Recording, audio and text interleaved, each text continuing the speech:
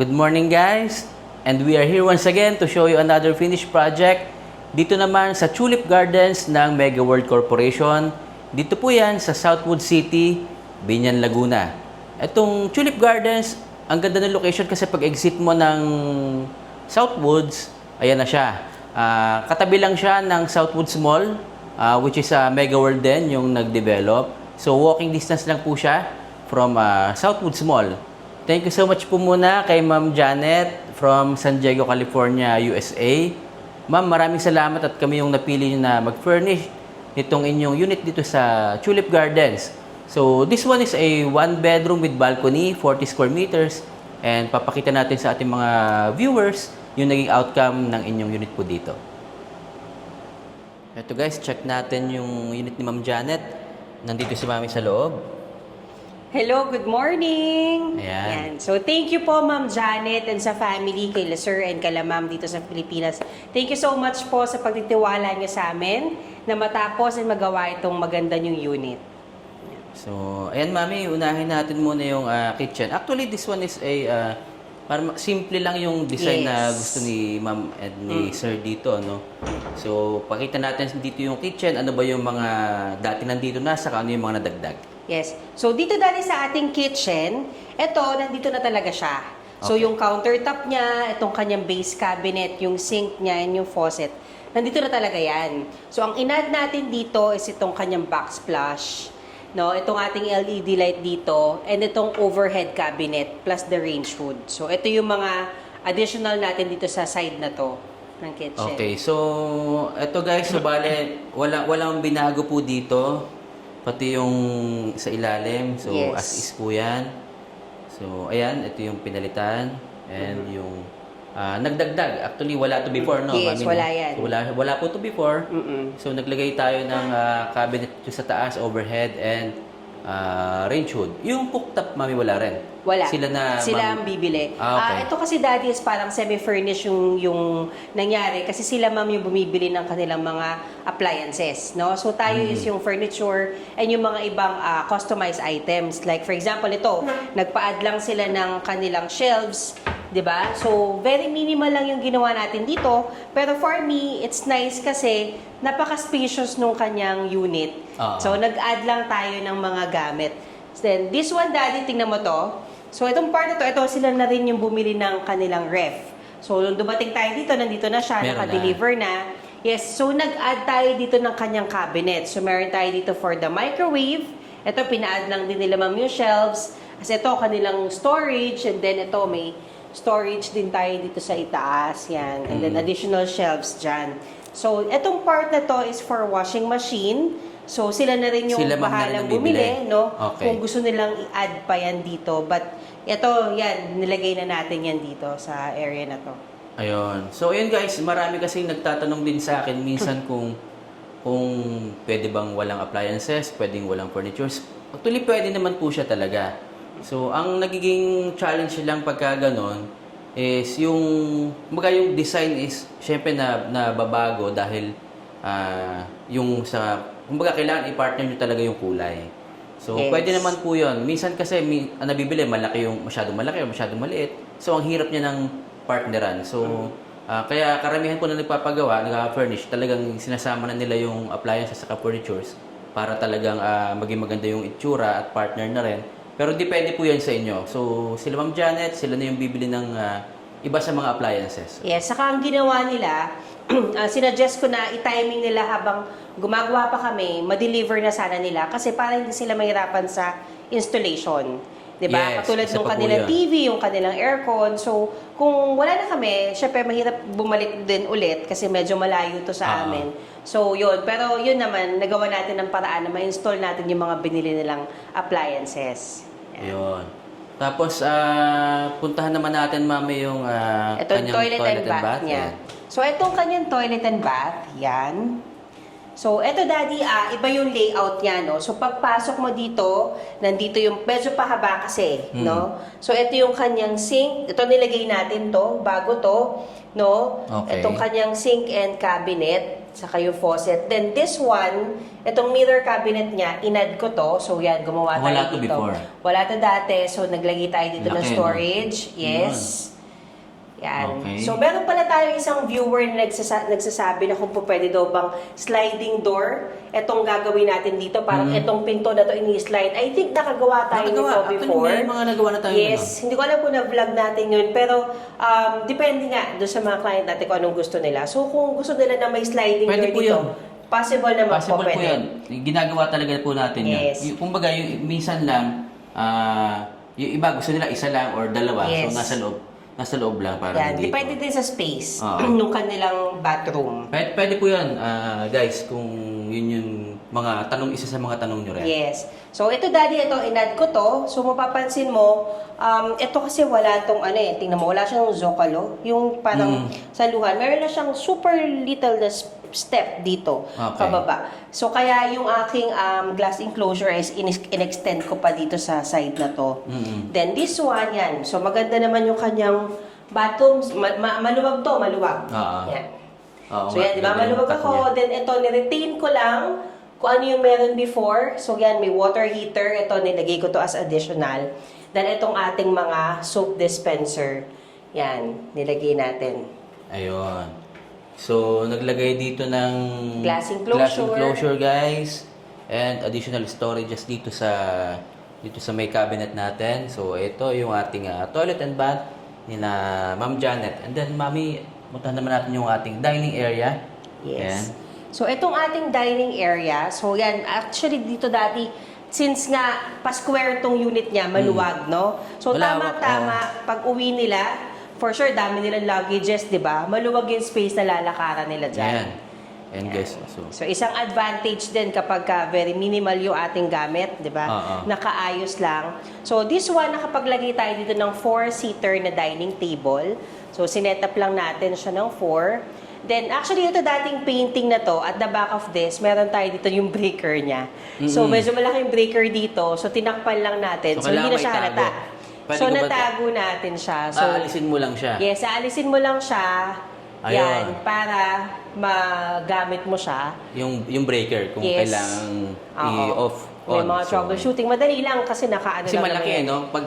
Pagka wala kang inilagay dyan, parang hindi maganda yung magiging itsura. So, Yes. Kasi ayun, dalawa siya, di ba? Oo. Dalawa yung kahon na nandyan. Saka itong painting na to, bumagay yung kulay dito sa kabuuan. So, Yes, makikita ang niyo pa ganda po itong niya. iba. Yan. Ito muna. So, bali meron siyang 4-seater dito na dining table.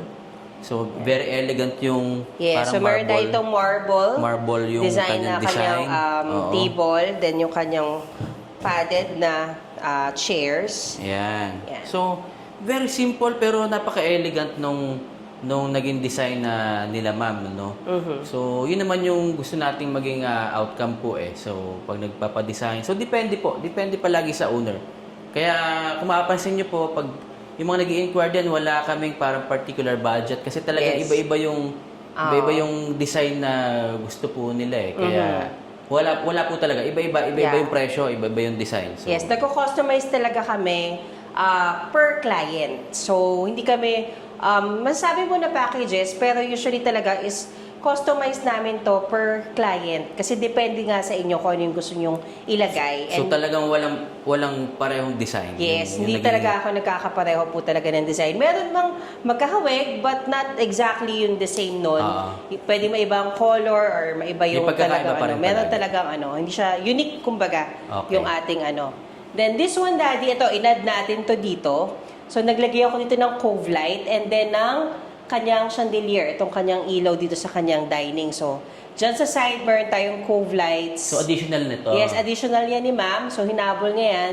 Then, dito naman, nagkaroon tayo ng very nice and elegant na chandelier dito sa kanyang tapat ng kanyang dining. Yan. And then, puntahan naman natin yung ating living area. Yes. So, dito, daddy, ito, ang kagandahan nito, may sinend sa akin si ma'am na Peg. No? Na sobrang nabilib lang ako kasi gayang-gaya talaga. So, ang ganda nung naging outcome nung ating finished project. Itong ating TV and entertainment. So, gusto ni ma'am is may mga shelves. Yan. And then, meron tayo dito na, yan, counter. Then, may mga storage. May shelves. And then, this one, dalawang color ng ano yung nilagay natin dito. Ang binago ko lang is naglagay ako ng mga lights dyan sa gitna ng mga panels. Ito mami, ang ganda nitong naging Yes. parang effect nitong ano. Simple lang siya pero guys, mapapansin nyo, Yes, elegant yung two-tone. ilaw. So, diba, parang naging two-tone siya, naging two colors. Oo. White and wood color yung kanyang naging design.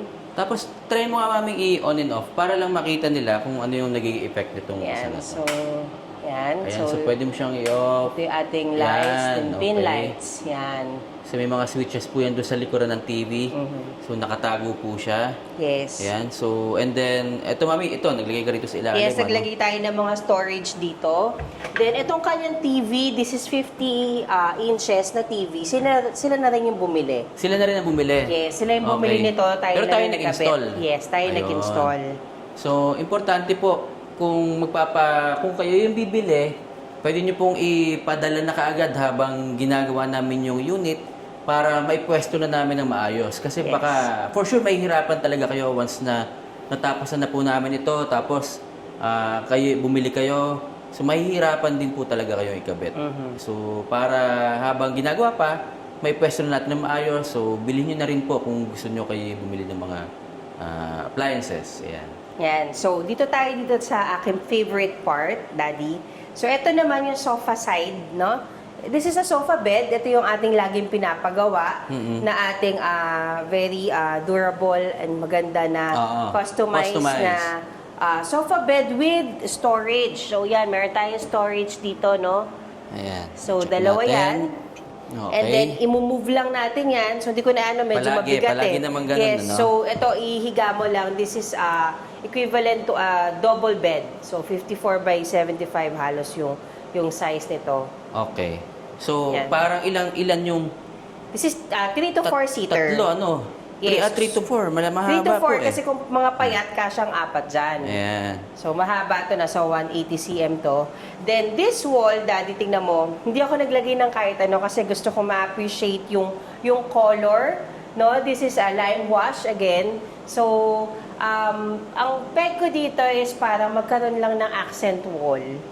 No, dito sa ating mismong buong unit kasi nga very plain yung ating mga walls. Then yan, nag-add lang ako ng green dyan sa side na yan. So pagka pinicturean mo to, ang ganda nitong side na to. Ganda nga. So actually brown to, but the tone is like more of orange type na brown. Sila yan. ma'am ang pumili nito? Hindi. Ng kulay? Ako yung nag-decide. Okay. Ako yung nag-decide. Para kasi dati wala to eh, no? Yes, wala. Wala talaga to sa plan. So, in-add ko to para maging may accent. No? So, Ganda. para may accent yung kanyang walls. Kasi nga, very plain. Puti lang to Tsaka dati. bumagay siya sa kulay dito. Yes, ito yan. Yan talaga yung basis ko ng color. Kung ano yung magiging ano natin dito. Okay, Yan. so... Kaya ang piniling color ko din dito sa ating sofa is lighter beige. Yan, para at least terno siya.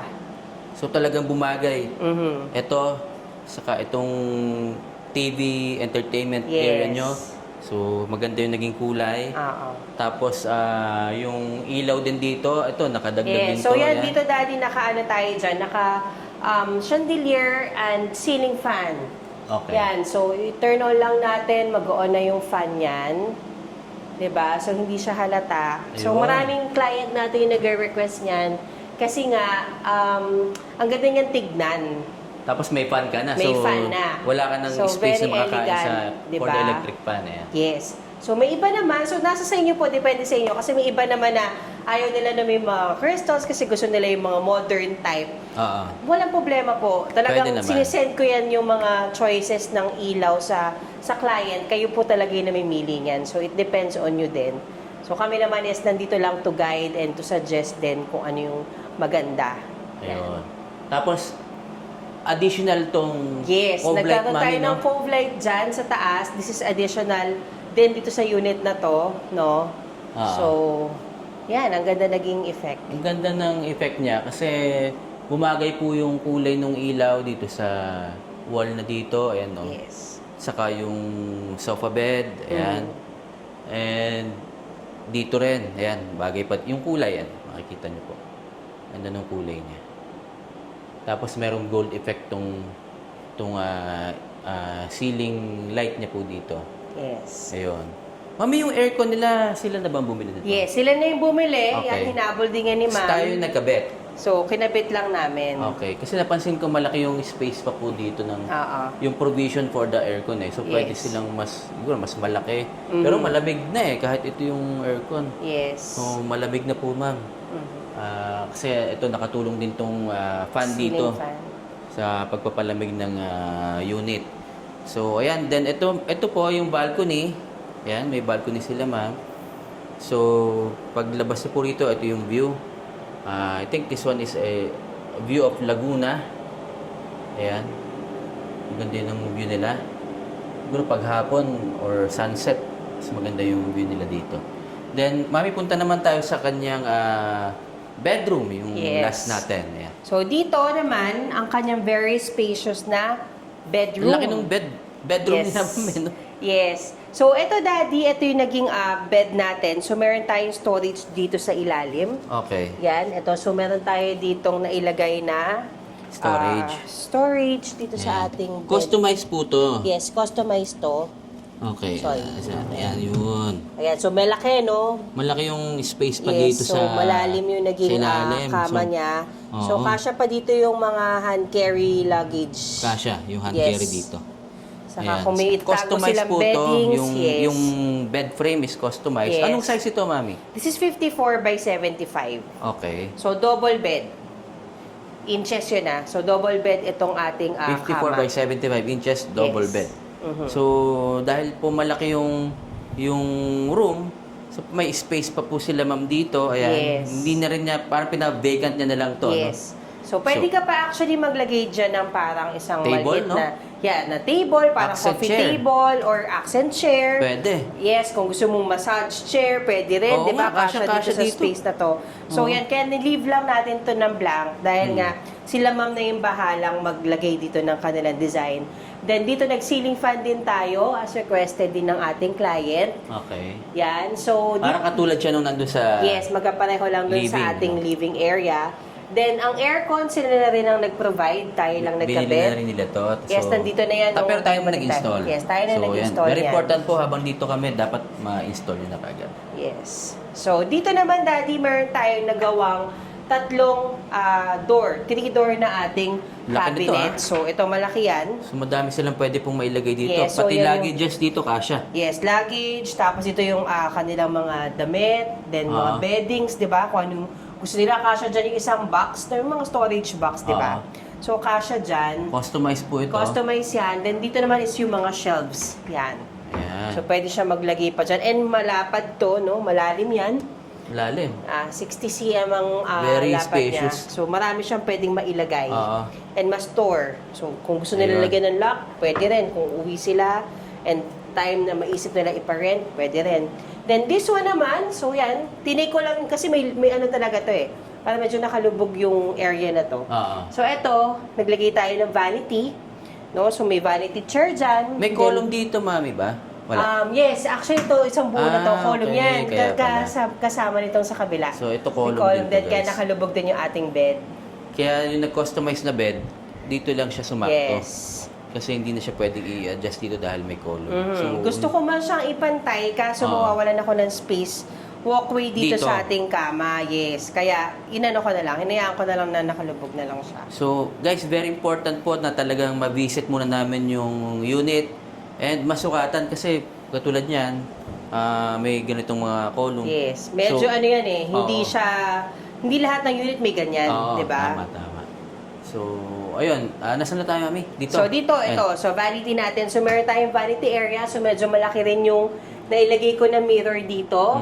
No? So, may light din siya. Ayan. So, yan. Ito na yung kabuuan ng ating bedroom niya. So, very simple. No? Pero spacious naman. At the same time, nagawa natin ng maayos yung buong unit niya.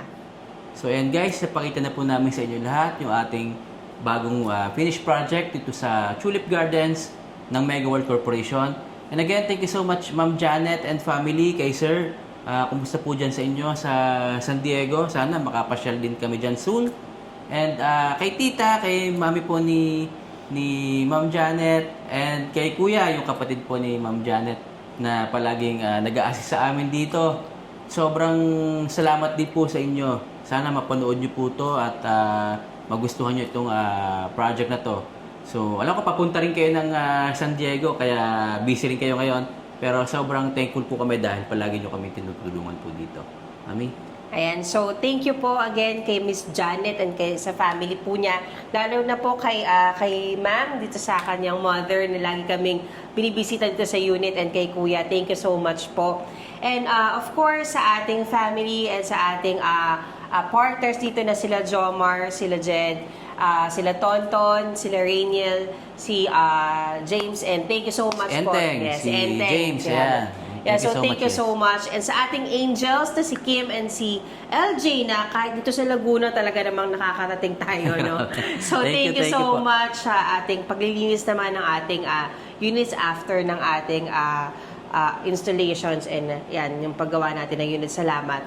Yan. Also, Daddy, gusto ko lang sana mag-comment kasi napapansin natin, syempre binabasa rin naman natin yung mga comments ng client natin na sinasabi kasi nila na bakit daw mommy and daddy yung tawagan namin.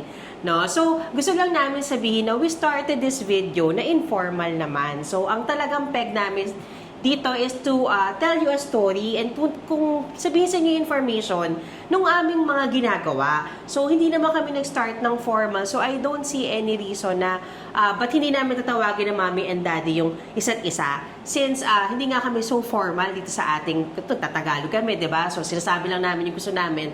And these videos are impromptu. Wala kami ditong kahit anong script, no? So, lahat to nanggagaling lang sa isip namin. Tama po. And isa pa, ang pangalan ko po talaga ay Noel.